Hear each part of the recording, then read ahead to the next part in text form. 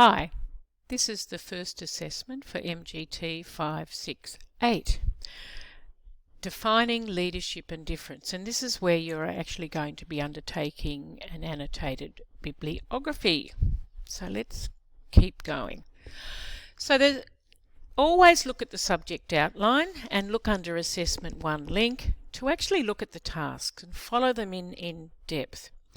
So you're actually required, there's 3 or 4 steps in the 5 steps I think there is in this actual assessment. So the first thing you're going to do is you're going to look at 2 readings from topic 1, and then you're going to find a media article. And the 2 readings are Sinclair and Evans, which is Difference and Leadership, and that's the link to that. And the other one is by Coleman, and it's although it's orientated towards educational management, it has a very Coleman has does a very good review of the literature on leadership and diversity, and then Sinclair and Evans actually provide a very different perspective to leadership and diversity from a difference lens, and I want you to be able to pick up the nuances of that. That's your first step. Look at those 2, read them, just read them really quickly to start off with. Step 2, then I want you to select a recent 2020 article from contemporary media which focuses on an aspect of difference and which resonates with your own interest in the topic of difference and leadership. And I've put some sources there because we really want you to look at scholarly media, or media that's not sensational, not fake news as we're actually talking about a lot more and more. So there's The Conversation Australia, there's The Guardian Australia, and there's ABC News Australia. For those students who aren't in Australia, The Conversation is available across the world, so is The Guardian, and in your own country you would have a verifiable news source as well, and there are other media sources that you can look at too, which provide lots of information on aspects of difference. Now those aspects might be apparent difference, such as women in leadership, such as LGBTIQ people, such as and with a focus on leadership, so people with disability, race, ethnicity, cultural differences. They're very, very explicit more, but then there's the more hidden and nuanced areas of difference that can occur as well. If you don't get past those ones I've just spoken about, that's fine, particularly for this assessment. And the value is 30%, and it's due on the 30th of November, and I will get it back to you long before the 21st of December, hopefully within a week or 2. I have got 3 subjects I'm teaching this session, so hopefully I aim for a week, 10 days, so that you get that feedback in time for the next assessment.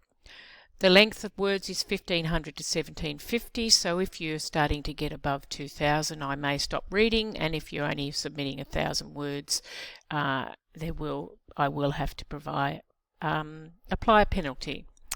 So step 3 is you have to compile an annotated bibliography. Now this is not a literature review in and of itself. It's a form of a literature review though.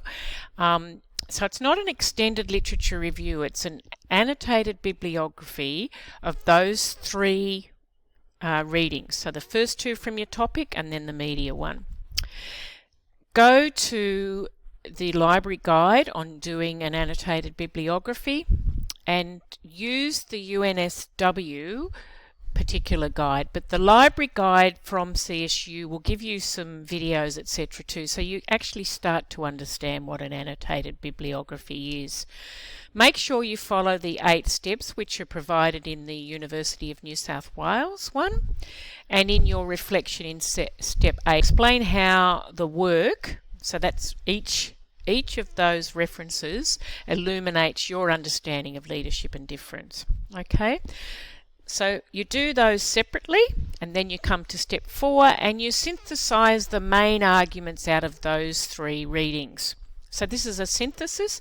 So I urge you to go to the academic writing guides, and you may wish to specifically look at synthesizing information guide.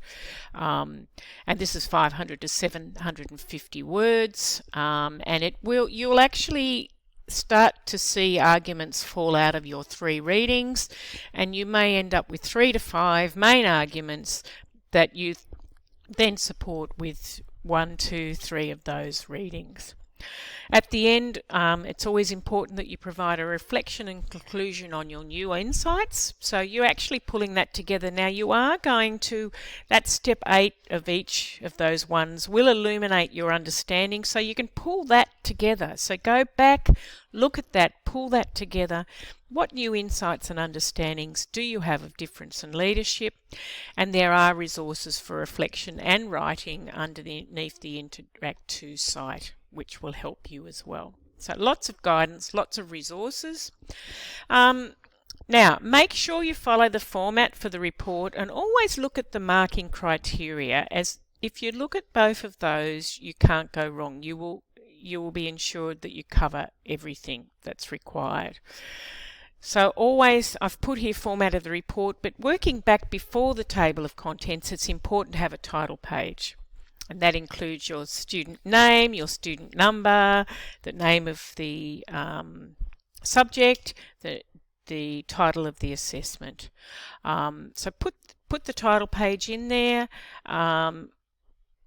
Table of contents with page numbers. So each page should be numbered, and a table of contents can be generated automatically through Word, and it's a really important skill that you actually have to master for any writing, report writing or anything. So if you actually haven't done that yet, I advise you to look at the guides in Word to do that. It's very easy. So table of contents, introduction, annotated bibliography, they're those 200 words of each of those in that UNSW format. Synthesis of main arguments and findings, your reflection and conclusion, then your reference list. And the reference list word count is not included in the overall word count, nor is the table of contents. Look at the CSU referencing guide. If you're new to study, make sure you go along to the academic skills session, which will be run by Debbie Wheeler in the first or second week of session. Make sure you look at all the CSU referencing guides, and think about maybe installing a database such as EndNote so that you can actually retrieve all of your references in there, and then you can repurpose those references further along for other subjects that you have done, that you can build on the ones that you've done or the future ones that you're going to do.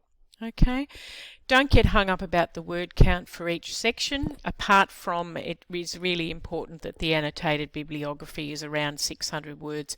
Won't get hung up if each of those annotations for each of those is 200 to 250, so that might blow it out to 750. As long as you're within the kind of 1500 to 2000 word mark, that's fine. So if you have any questions, you can contact me on this email or phone number. I prefer an email first, only because I work part-time. And then if you send me an email, we can work out if you really do need to speak to me over the phone. Be really clear about what you're asking about with the assessment, and because I quite often cut and paste that and repurpose it to, I'll set up an assessment discussion forum. Well, actually I haven't this time. I've set up an assessment questions underneath the Padlet. So your homepage Padlet actually has information about assessment, feedback from assessment, recordings, meetings, all of that official information. So welcome to MGT568 and to assessment in this subject. I hope this has been clear for you. Cheers.